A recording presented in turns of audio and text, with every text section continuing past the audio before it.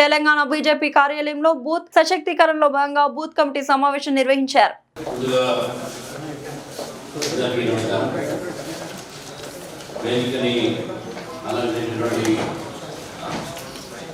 మన extra incharge Belgaum MLA Shri Abhay Patil గారికి, మన రాష్ట్ర సంఘటన మంత్రి శ్రీ చంద్రశేఖర్ రెడ్డికి,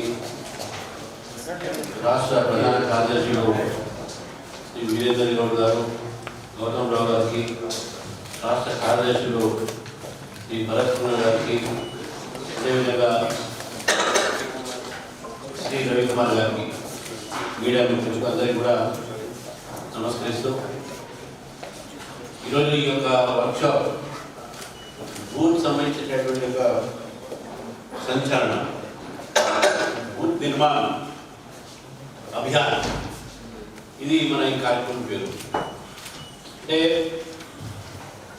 ఏ పార్టీ అయినా సరే పార్టీలో సభ్యత్వం, పార్టీలో ఒక సంస్థాగత నిర్మాణం, ఈ రెండు కూడా చాలా ఇంపార్టెంట్ అనే విషయాలు. మన భారతీయ జనతా పార్టీ అనేక రాష్ట్రాల్లో మనకు అనేక సంవత్సరాలు తెలుస్తూ వస్తున్నాం.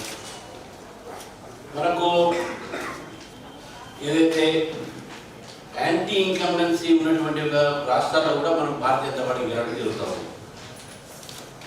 దానికి కారణం ఏంటంటే మనకు బూత్లో ఉన్నటువంటి ఒక కార్యకర్త.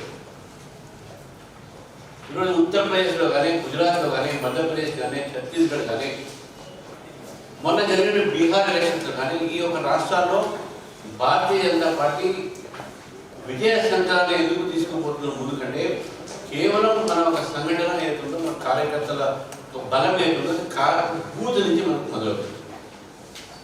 అందుకే మనం చెప్తాం, జో బూత్ జీతేగా ఓ దేశ్ జీతేగా. మనం ఎంపీ గెలవాలన్నా, ఎమ్మెల్యే గెలవాలి, వాళ్ళు బూత్లో ఒక కార్యక్రమం, ఒక సిస్టమ్ లేకపోతే మనం గెలవడం కష్టం. ఒక్కసారి బూత్ నిర్మాణం అయిన తర్వాత అప్పుడు మనం ఓడించడం కష్టం అవుతుంది. అది కూడా మనం గుర్తుపెట్టుకోవాలి.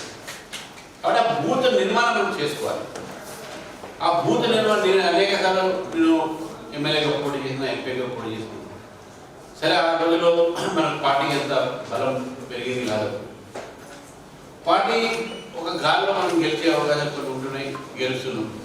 కానీ గెలిచిన తర్వాత పార్టీని మనం ప్రతిష్టంగా ఉంచాలంటే మనకు ఆ బూత్లో కార్యక్రమం చేయాలి. బూత్లో కార్యక్రమం ఒక కమిటీ ఉండాలి. బూత్లో ఓటర్స్తో మన కార్యకర్తలకు వాళ్ళతో సంభాషణ పెట్టుకోవాలి. మనం ఈ రకమైన నిర్మాణం చేయాల్సిన అవసరం ఉంది.